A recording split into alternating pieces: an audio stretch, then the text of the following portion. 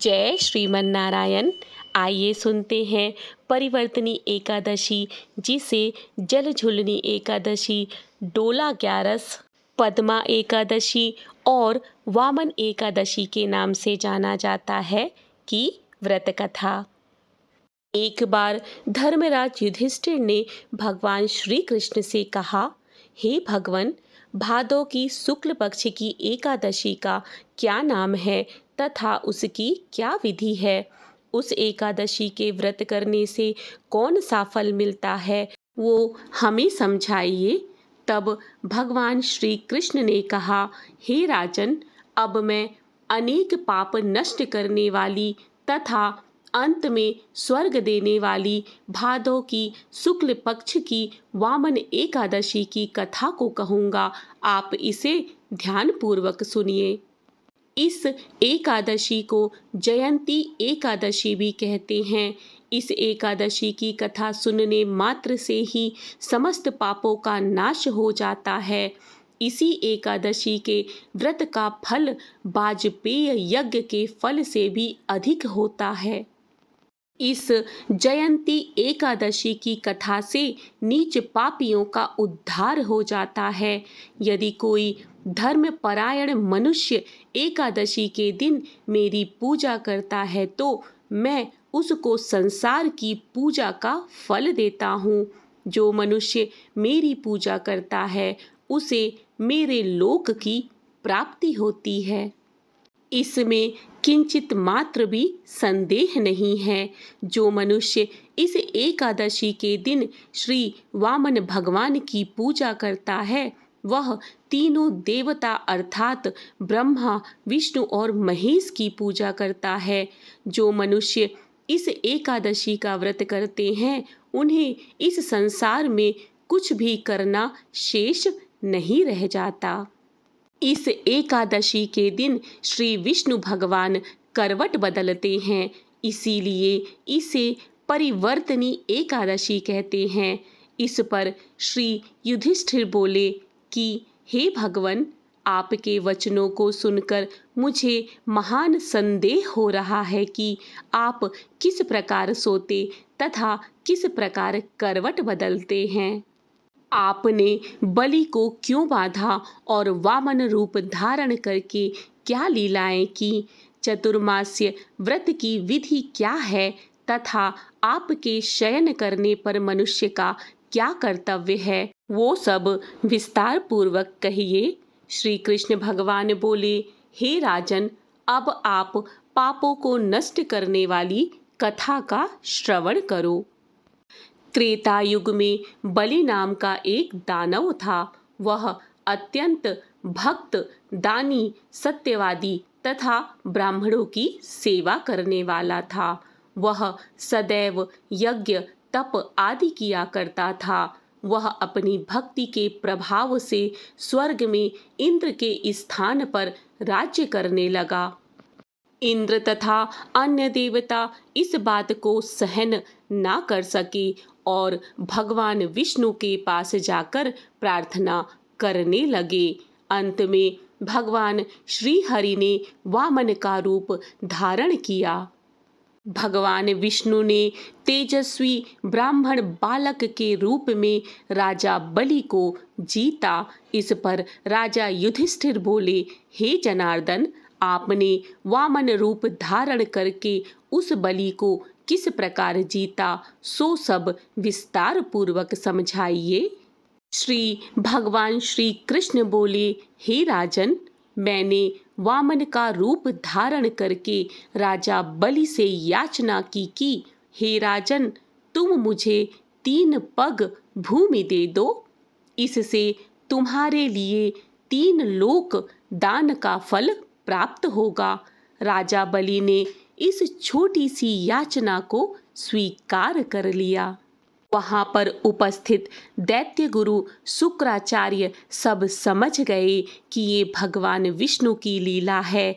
उन्होंने राजा बलि को समझाने का प्रयत्न किया, लेकिन राजा बलि वचन दे चुके थे।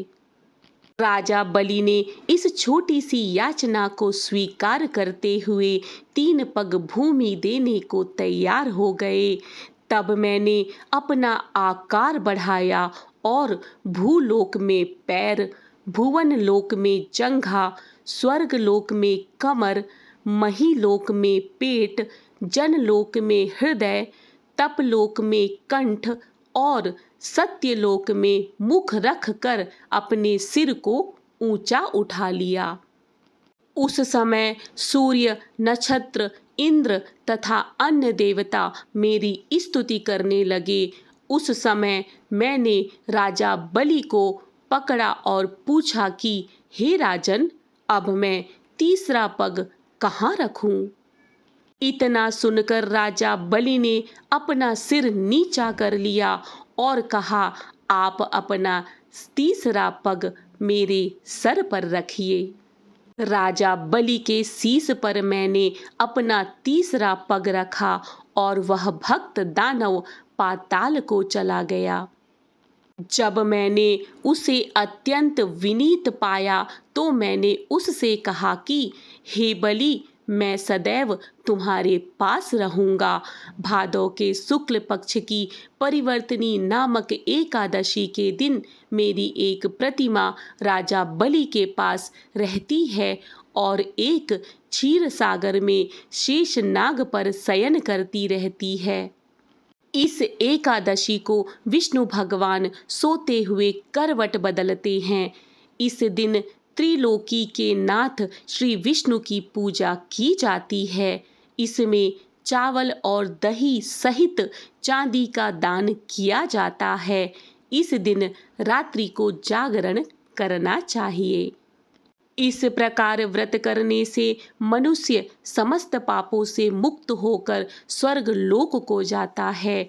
वह स्वर्ग लोक में जाकर चंद्रमा के समान सदैव प्रकाशित होते रहते हैं। उनको इस लोक तथा परलोक दोनों में यश मिलता है। जो इन पापों को नष्ट करने वाली कथा को सुनते हैं, उन्हें अश्वमेघ यज्ञ का फल प्राप्त होता है। इति श्री परिवर्तनी एकादशी व्रत कथा। अब आइए हम सब मिलकर भगवान विष्णु की आरती करें। ओम जय जगदीश हरि, स्वामी जय जगदीश हरि। भक्त जनों के संकट, दास जनों के संकट क्षण में दूर करी। ओम जय जगदीश हरि। जो ध्यावे फल पावे, दुख बिन से मन का। स्वामी दुख बिन से मन का, सुख संपत्ति घर आवे। सुख संपत्ति घर आवे, कष्ट मिटे तन का। ओम जय जगदीश हरि। माते पिता तुम मेरे, शरण गहूँ मैं किसे की। स्वामी शरण गहूँ मैं किसे की। तुम बिन और न दूजा, प्रभु बिन और न दूजा। आस करूँ मैं किसी की। ओम जय जगदीश हरि। तुम पूरन परमात्मा, तुम अंतर्यामी। स्वामी तुम अंतर्यामी।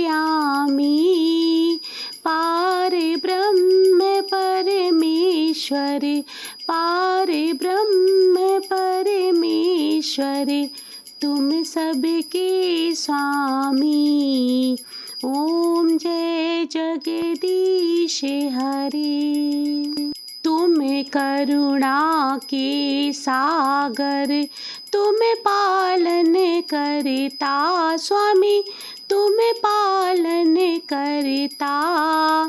मैं मूरख तुम स्वामी, मैं मूरख खल कामी, कृपा करो भरता।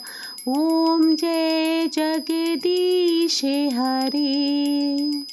तुम हो एक अगोचर सबके प्राणपति, स्वामी सबके प्राणपति।